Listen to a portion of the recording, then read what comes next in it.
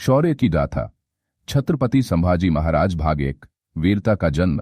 जय भवानी, जय शिवाजी, यह उद्घोष हर उस दिल की धड़कन है जो मराठा शौर्य को जानता है। आज हम बात कर रहे हैं उस वीर योद्धा की जिसने अपने साहस, बुद्धिमत्ता और बलिदान से इतिहास को बदल दिया। छत्रपति संभाजी महाराज। जन्म और बचपन।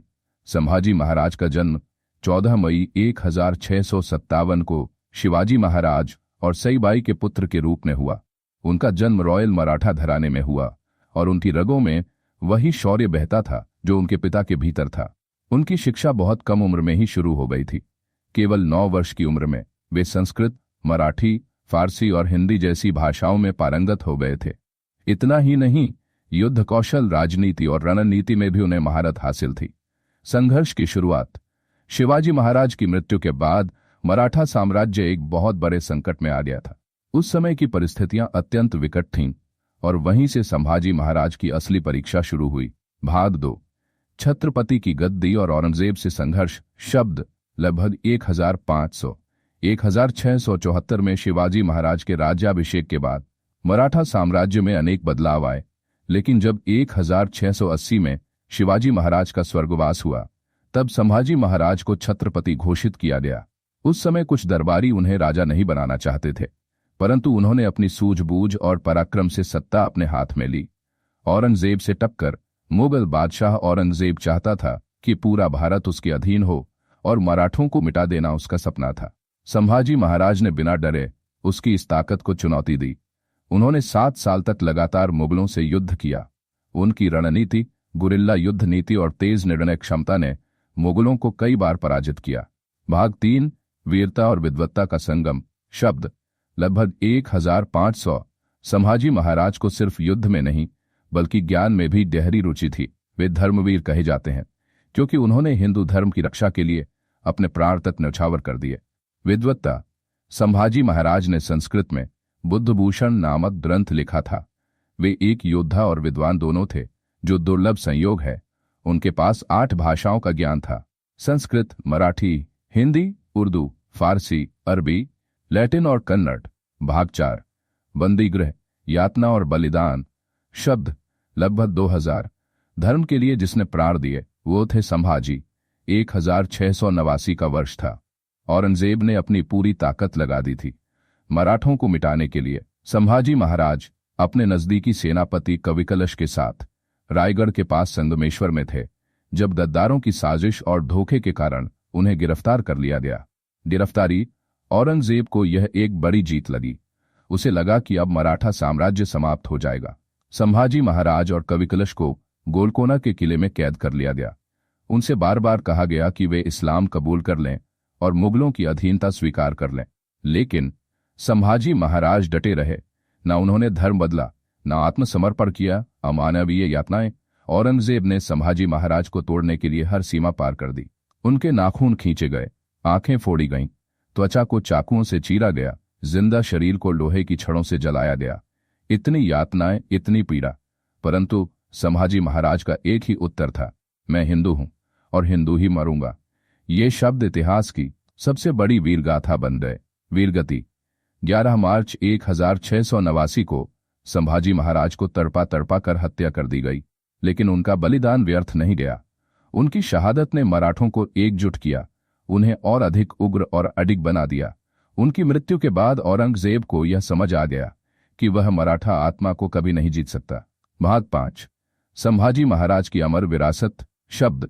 लगभग 2000। संभाजी महाराज का जीवन केवल एक राजा की कहानी नहीं है, यह धर्म, निष्ठा, राष्ट्रभक्ति और आत्मबल की अमर गाथा है। उनकी प्रेरणा से वाया साम्राज्य ने और भी शक्तिशाली रूप लिया। राजा राम महाराज और बाद में महारानी ताराबाई ने मुगलों के खिलाफ युद्ध जारी रखा। अंततः पेशवा बाजीराव और महादजी शिंदे जैसे सेनानायकों ने मराठा साम्राज्य को पूरे भारत में फैलाया। इतिहास की दृष्टि से संभाजी महाराज को लंबे समय तक क्रूर, हठी कहा गया, क्योंकि मुगल इतिहासकारों ने उन्हें गलत रूप में दर्शाया, लेकिन आधुनिक भारत ने उन्हें सम्मान दिया है। कई किताबें, टीवी धारावाहिक और स्कूल के पाठ्यक्रमों में उनका स्थान है। स्मृति। गोवा महाराष्ट्र में कई स्मारक। आज संभाजी नगर, औरंगाबाद का नया नाम और हजारों लोगों की जुबान पर उनका नाम है। अंतिम संदेश।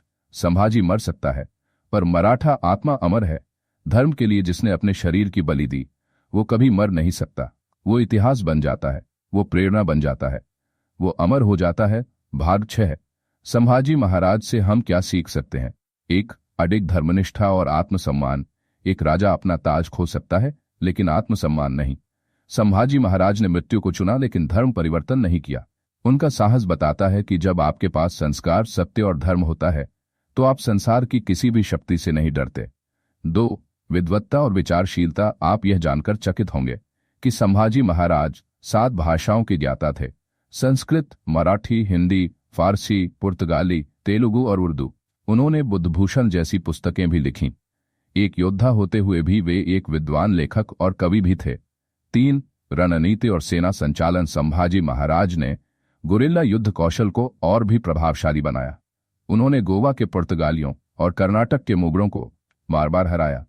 वे जानते थे कि युद्ध जीतने के लिए बल के साथ बुद्धि भी जरूरी होती है। 4. गौरव और प्रेरणा। आज भी महाराष्ट्र के गांव-गांव में बच्चे संभाजी महाराज की कहानियां सुनते हुए बड़े होते हैं। उनकी शौर्य गाथा स्कूलों में पढ़ाई जाती है, युवाओं के लिए प्रेरणा बनती है।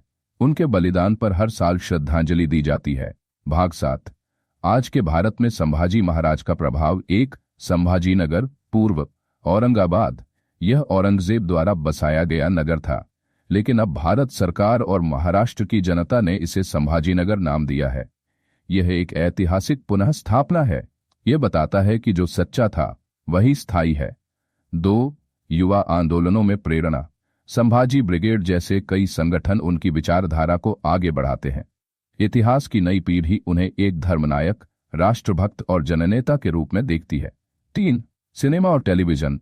उनके जीवन पर आधारित कई फिल्में, सीरीज और वृत्तचित्र बन चुके हैं। हर मंच पर उनकी छवि एक सच्चे हिंदू योद्धा, विद्वान और बलिदानी के रूप में उभर कर आती है। भाग 8। निष्कर्ष। छत्रपति संभाजी महाराज एक अमर प्रेरणा। शब्द लगभग 1000। संभाजी महाराज एक इतिहास नहीं, एक चेतना है। वे हमें यह सिखाते हैं, धर्म के लिए मरना पड़े तो भी झुकना नहीं चाहिए। ज्ञान और युद्ध दोनों में प्रवीण होना ही सच्चे नेतृत्व की पहचान है। देशभक्ति सिर्फ भाषण से नहीं, बलिदान से साबित होती है।